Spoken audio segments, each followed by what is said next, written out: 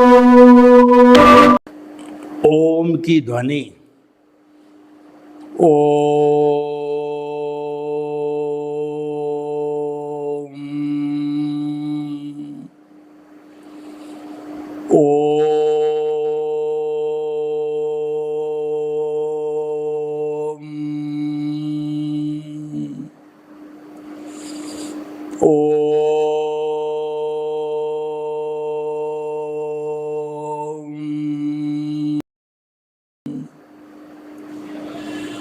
और हम की ध्वनि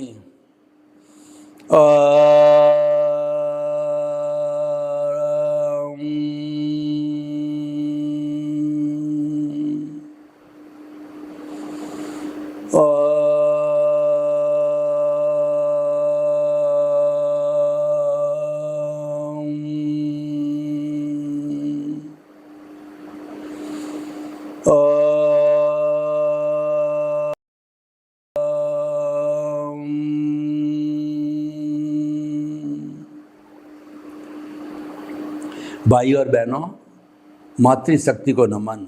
आज का हमारा अति सुंदर विषय है योग द्वारा संपूर्ण स्वास्थ्य। एक तरफ तो योग आ गया, दूसरी तरफ संपूर्ण स्वास्थ्य आ गया।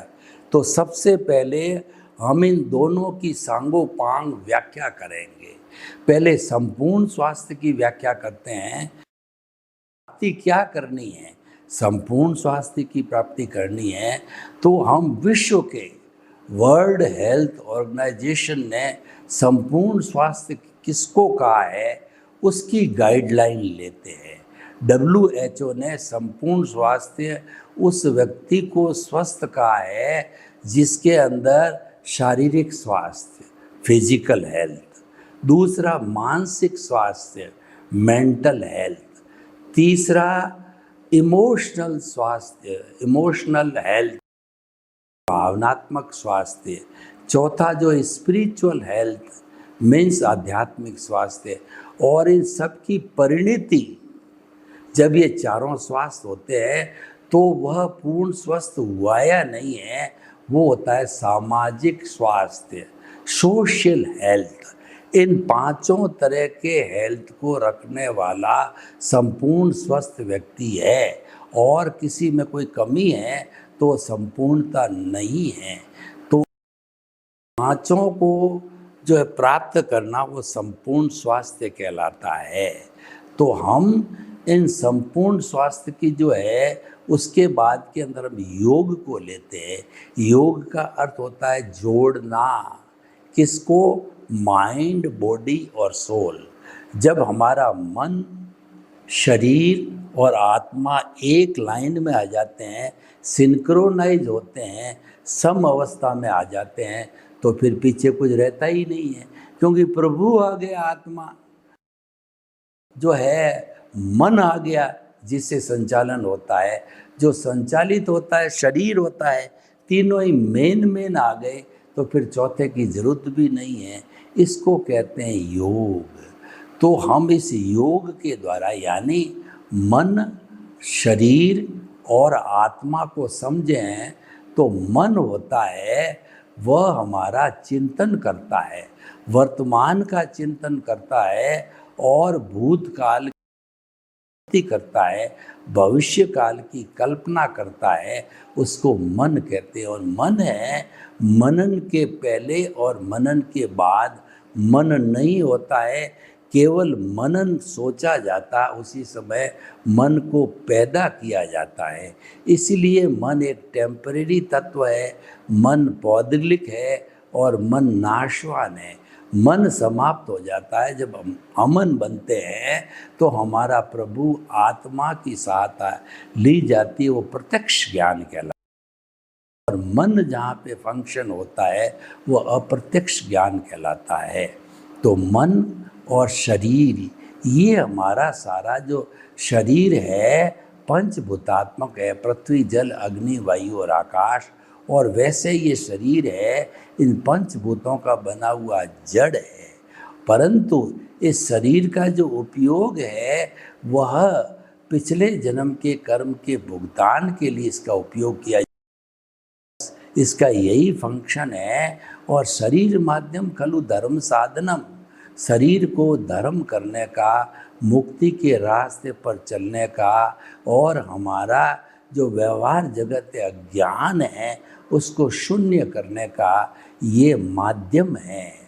और शरीर व्याधि मंदिरम, शरीर को व्याधि का मंदिर कहा जाता है।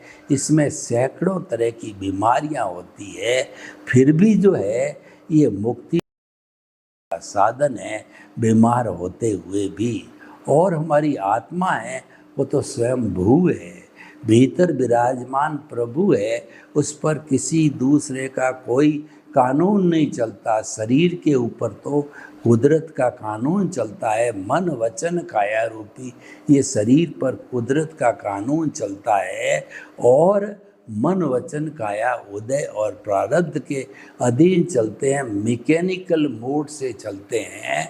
और हमारा कहना चाहिए कि इसको जो भुगतान कराने वाला है वह कुदरत है, वो द्रव्य क्षेत्र काल और भाव के माध्यम से जो है इस शरीर का भुगतान कराती है।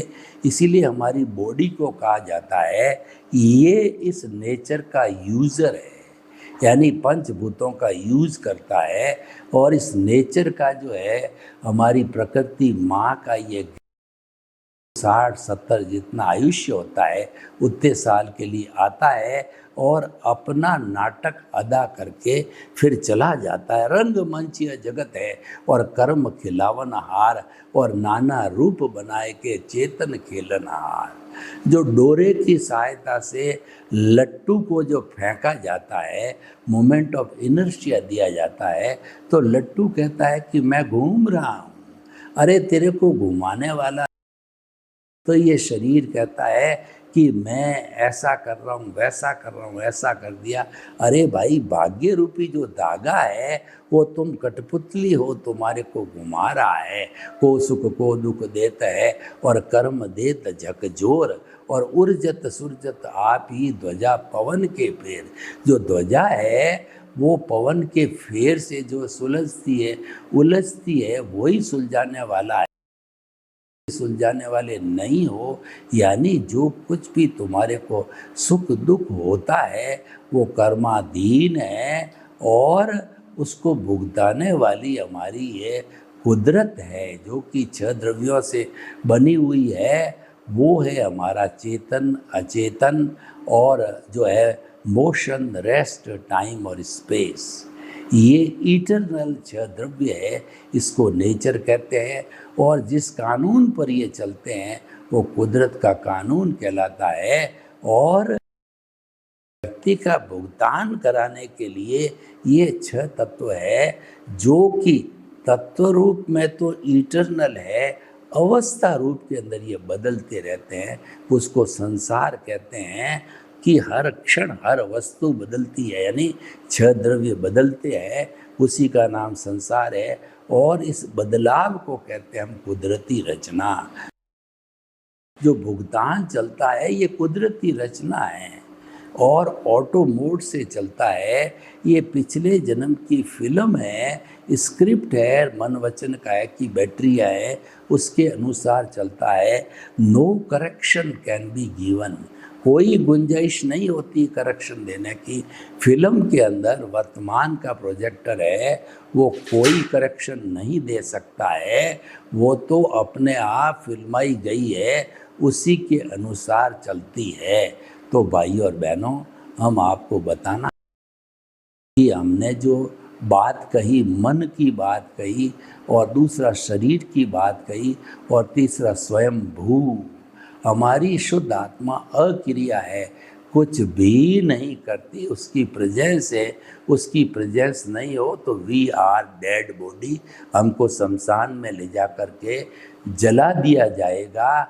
और स्वयं भू होने के कारण कोई भी नेचर कानून नहीं चलता है, और आत्मा का स्वयं का कानून चलता है। उस कानून के तहत जो प्रतिष्ठित आत्मा है वह पुरुषार्थ करती है। अगर सम्यक ज्ञान, सम्यक दर्शन की एप्लीकेशन होती है तो मुक्ति का मार्ग मिलता है। मिथ्या ज्ञान, मिथ्या दर्शन, मोहनीय कर्म की एप्लीकेशन जो प्रतिष्ठित आत्मा के जरिए होती है तो हमारा है, हम संसार में भटकते हैं। ये दो ही रास्ते हैं, एक रास्ता संसार का है और एक रास्ता जो है शाश्वत सुख का है। दोनों में चीज़ें वही काम आती है, शरीर वही है, सिर्फ ज्ञान दर्शन की एप्लीकेशन की डिमार्केशन है कि कौन सा ज्ञान दर्शन अप्लाई हो रहा है। सम्यक ज्ञान, सम्यक दर्शन है तो निश्चित तौर से आप मुक्ति की ओर बढ़ रहे हो। मिथ्या ज्ञान कर्म है तो आप एज यूजुअल इस 84 लाख जीवा योनि में भटक रहे हो और भटकते रहो। बड़ी सिंपल कैलकुलेशन है। तो भाई और बहनों, ये हमारा प्रभु की प्रेजेंस और जो है सारा पुरुषार्थ करने वाली प्रतिष्ठित आत्मा, चाहे अच्छा हो बुरा हो, उसका मैकेनिकल पार्ट है, ये हमारा भुगतान कराती है जो हम पीछे से लेके आए हैं। ये योग कहलाता है। तो भाई और बहनों, अब योग से हम 5 कैसे प्राप्त कर सकते हैं वो आज का विषय है। पहला फिजिकल हेल्थ, यानी आपका शारीरिक स्वास्थ्य। शारीरिक स्वास्थ्य जब आता है, छोटे से छोटी इकाई जो है वो हमारी कोशिका कहलाती। Where there is a cell there is a life, without the cell there is no life at all. 60 खरब कोशिकाएं मिलकर के इस शरीर को हेल्दी रखती है। इतना बड़ा वो जो है कहना चाहिए जो उनका सिस्टम है, उस सिस्टम से वो काम कर। और हमारी जब 60 खरब कोशिकाएं हैं होमोस्टैटिक कंडीशन से स्वस्थ रखती है तो दुनिया में तो 7.8 अरब की जनसंख्या है। क्या वो शांतिपूर्ण सहवास नहीं कर सकते? उसका बहुत छोटा हिस्सा है, जबकि 60 खरब कोशिकाएं एक साथ रहती है, शरीर को स्वस्थ रखती है। ये विचारणीय सोचनीय प्रश्न है। तो शैल से जो है हमारे जो कहना चाहिए टिश्यूज बनते हैं, फिर सिस्टम बनता है। ये सब व्यवस्थित रूप से बिना कोई व्यवधान के चलते रहते हैं तो शारीरिक स्वास्थ्य होता है। लेकिन व्यवधान आता है तो आदमी शारीरिक रूप से बीमार पड़ जाता है कि कभी हार्ट गड़बड़ होता है, कभी लंग्स गड़बड़ होते हैं, कभी लीवर गड़बड़ होता है, कभी किडनी गड़बड़ होती है, कभी दिमाग के अंदर हो जाती है, कभी मसल्स खराब हो जाते हैं, कभी पेन आ जाता है, इत्यादि इत्यादि। योग के द्वारा, यानी योग का 8 अंग है, उसमें से अगर हम आसन को लेवें तो व्यक्ति अगर अपने उम्र के हिसाब से जो प्रतिदिन हल्के फुल्के, बहुत आसन होते हैं, हल्के फुल्के अपनी अपनी आयु के अनुरूप जो वो करता रहे तो जो व्यक्ति के मसल्स होते हैं, हमारे शरीर में जो कंकाल है, जो हड्डियों का ढांचा है, वह घूमता है, सीधा होता है, ऊंचा वो होता है मसल्स के द्वारा। हड्डियाँ अपनी जगह हड्डी नहीं मुड़ सकती, मुड़ता है वो मसल्स है। ये मसल्स इलास्टिक होने चाहिए, वरना वो अकड़न आ जाती है शरीर में, गंठिया हो जाती, व्यक्ति नीचे झुक नहीं सकता, ऊपर देख नहीं सकता और स्पाइनल कॉर्ड की बीमारी हो जाती है, इत्यादि इत्यादि। तो हमारे शरीर के जो मसल्स को डक्टिलिटी, मसल्स को शिथिल कर, नरम बनाना, मसल में इलास्टिसिटी लाना, वो काम आसन करते हैं। तो हमें प्रतिदिन आसन करना चाहिए, उससे हमारा ब्लड सर्कुलेशन बढ़ता है, उत्सर्जन तंत्र सही होता है, श्वसन तंत्र सही होता है और हमारे ऑर्गन्स है, टिश्यूज़ है और कोशिकाएं सही रहती है। तो ये सारा काम हम आसन के जरिए यानी योग के जरिए जो है शारीरिक स्वास्थ्य को मेंटेन कर सकते हैं। दूसरा है मेंटल हेल्थ। मानसिक स्वास्थ्य, हमारा विचार उलझुल नहीं आने चाहिए, विचार संतुलित होने चाहिए, परेशान करने वाले नहीं होने चाहिए। डिप्रेशन के कहिए, क्रोध के कहिए वगैरह, ये विचार जो है ऐसे हमारे नहीं आने चाहिए। तो उसके लिए हमें प्राणायाम करना चाहिए। प्राणायाम का अर्थ होता है प्राणों का आयाम। प्राण वायु का आयाम करना, उसके लिए इतना समय अब नहीं है कि मैं एक एक प्राणायाम कराऊं। पर एक एक प्राणायाम कराया जाएगा तो सबसे पहले श्वास परीक्षा, आते जाते श्वास को देखना, कायोत्सर्ग है और श्वास की शीतलता के श्वास को देखना, श्वास को लंबा लेना, समतल लेना, श्वास आ रहा है जा रहा है। उसके बाद अनुलोम विलोम की हमारी ये जो चंद्र नाड़ी से श्वास लिया और सूर्य नाड़ी से निकाला, चंद्र नाड़ी से निकाला। अगर शरीर में ठंडक लानी है तो चंद्र नाड़ी से श्वास लेना चाहिए और इसी से निकालना चाहिए।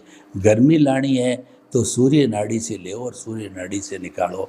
बैलेंस करना है तो चंद्र से सूर्य की और सूर्य से चंद्र की ओर निकालने का आप जो है कार्य करते रहो। इस तरीके से कपालभाति है, भस्त्रिका है, शीतली है, ये से हमारे जो मानसिक विचार है, हमारे जो हार्मोन्स है वो संतुलित होते हैं, विचार उलझुल नहीं आते हैं, विचार शांत रहते हैं, विचारों पे नियंत्रण होता है, अंकुश लगता है। क्योंकि हमारा जो ये श्वास है उसका सीधा संबंध जो है हमारे मन से है, हमारे श्वास से है। तो ये शिथिल करने से विचार भी शिथिल होते हैं और कायोत्सर्ग से भी हमारा शरीर शिथिल पड़ता है।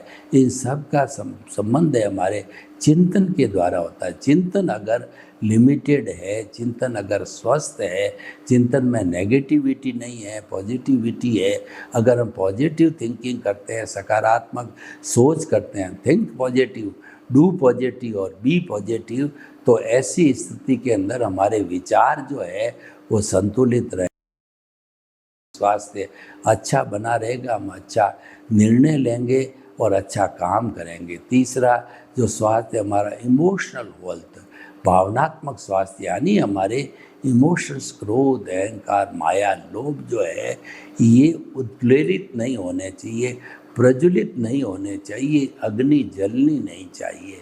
क्रोध तो ऐसा जहर है, भस्म कर देता है। अहंकार ऐसा है, दूसरे को इन्फीरियर समझता, अपने आप को सुपीरियर समझता है, लोगों से कट जाता है।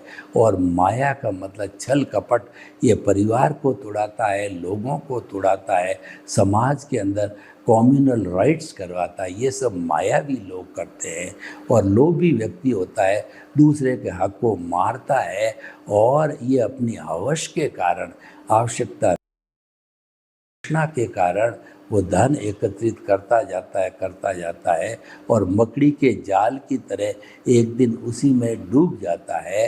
तो लोभी के लिए कहा गया विषयी नर की लालसा और पाम रोग की खाज, लोभी की धन लालसा, तीनों बेअंदाज। विषयी नर अपना पूरा जो है वो कहना वीर्य को नष्ट करने के बाद भी अय्याशी नहीं छोड़ता। खुजली वाला, पाम की रोग वाला खून आ जाता है तो भी खुजाता रहता है, और लोभी आवश्यकता नहीं हो तो भी रहता है, उसका अर्जन के साथ विसर्जन नहीं करता है।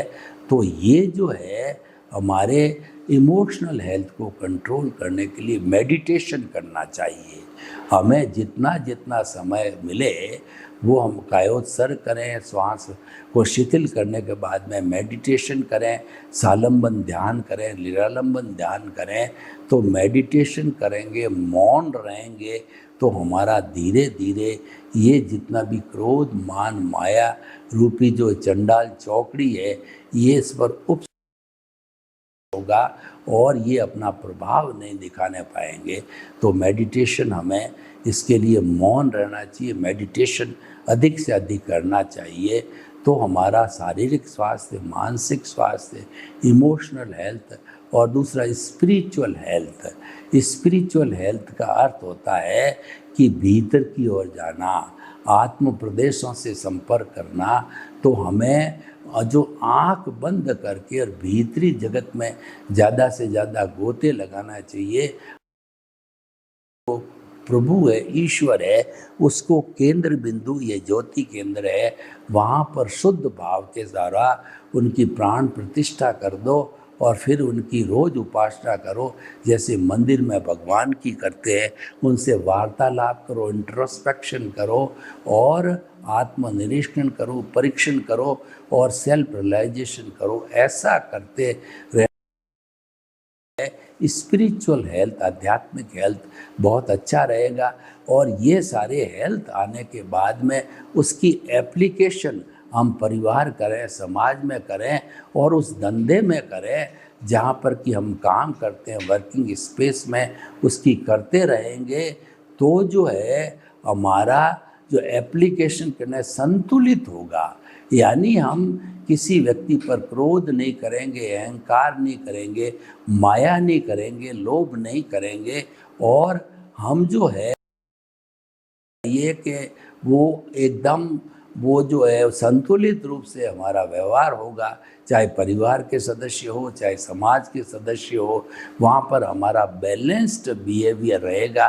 किसी से लड़ाई झगड़ा टंटा नहीं होगा। हम समाज के एथिक्स को मानेंगे, समाज के नियमों को मानेंगे और हर व्यक्ति के साथ में अच्छा सलूक करेंगे, तो अच्छे इंसान अपने आप बन जाएंगे। तो ये जो हमारा है ये है सामाजिक स्वास्थ्य। तो ये सारा जो पांचों तरह हम योग की अलग अलग योग की एप्लीकेशन करके इसको अच्छा बना सकते हैं। तो हम ये कहना चाहते हैं कि अगर हम योग की एप्लीकेशन हमारे इन पांचों तरह के स्वास्थ्य में करें तो हमारा स्वास्थ्य अपने आप संपूर्ण स्वास्थ्य बन जाएगा। योग में एक बड़ी विशेषता है, योग शरीर की लेबोरेटरी बनाता है और मन और हमारा शरीर और आत्मा को सिंक्रोनाइज करता है, और इसमें कोई साइड इफेक्ट नहीं, खर्चे की जरूरत नहीं होती है, इसमें कोई बहुत बड़े स्थान की जरूरत नहीं होती है। साफ सुथरा बिना बदबू वाला शांतिपूर्ण स्थान हो, वहाँ पे आप किसी भी आसन में बैठ करके प्राणायाम है और आपका ध्यान है, आसन है, ये कर सकते हो। और पांचों तरह के स्वास्थ्य आप बिना किसी पैसे को खर्च किए कर सकते हो। जबकि आप डॉक्टर के पास जाओ, हजारों लाखों रुपए का और साइड इफ़ेक्ट होता है। एक बीमारी ठीक होती है, दूसरी खड़ी हो जाती है, दूसरी ठीक होती है, तीसरी खड़ी हो जाती है। इस तरीके से ये जो है वो हमारे बीमारियों का चैनल आगे से आगे चलता रहता है। लेकिन जो हमारा योग है उसके साथ में आयुर्वेद का उपयोग औषधि के रूप में किया जा सकता है, क्योंकि पुराने ज़माने में सिर्फ हमारी जो है ये जो है वो हमारी यही जो पद्धति हुआ करती थी और योग के साथ में आयुर्वेद हुआ करता था और नेचुरोपैथी होती थी और सिद्धा थे। यही चीज़ें सिंपल थी। इन सिंपल से सब तरह के स्वास्थ्य को हमारा नहीं, जो इस नेचर में संपूर्ण 84 लाख योनि के लोग हैं, जो जो पशु पक्षी है, उन सब का जो है इलाज इन 5 भूतों के अंदर है, पृथ्वी जल अग्नि वायु और आकाश के अंदर है। कहा गया है कि जब जो योग भी बाद में आया, नेचुरोपैथी तो नेचर के साथ ही है और इन 5 भूतों से जुड़ी हुई है। नेचुरोपैथी पृथ्वी देखिए कि कोई व्यक्ति के अगर पेट में गड़बड़ होती है तो चिकनी मिट्टी की पट्टी बांध के रखिए तो वो वहाँ के दर्द को सोख लेती है। जल की जो है वो पट्टी ऊपर डाल दिए तो कितना ही बुखार होता है, बुखार ठंडा हो जाता है। का भी सेक हो सकता है और गर्म हवा का भी सेक हो सकता है। तो इस तरीके से पृथ्वी जल अग्नि जो तपना है, सेकना है, ये और वायु और आकाश का मतलब खुली आकाश में मॉर्निंग वॉक करो, आप घूमो फिरो और मॉर्निंग की ऑक्सीजन लो, वो प्राण वायु का काम करती है। यानी कि पूरी प्रकृति में इन 5 जो है वो प्रकृति के तत्व है, पंचभूत स्वास्थ्य हुआ करता था। उसके बाद में योग आया, सिद्धा आया, आयुर्वेद आया और यहाँ ये तो हजारों साल से चल रहे हैं। एलोपैथी को तो आए हुए 100-200 वर्ष ही हुए हैं। पहले इसी तरह का स्वास्थ्य मेंटेन हुआ करता था। तो हम आज इस एपिसोड के माध्यम से कह सकते हैं कि योग के द्वारा हम संपूर्ण स्वास्थ्य के धनी बन सकते हैं और अपने संपूर्ण पांचों तरह के स्वास्थ्य को आराम से मेंटेन कर सकते हैं। सर्वे तो निरामया, लोग के जीवों को सुख मिले, शांति मिले, आनंद मिले, प्रेम मिले, स्वाद मिले और हम सभी हमारी पुरानी पद्धति योग के द्वारा संपूर्ण स्वास्थ्य को प्राप्त करें। आपके प्रति मंगल भावना। ओम शांति।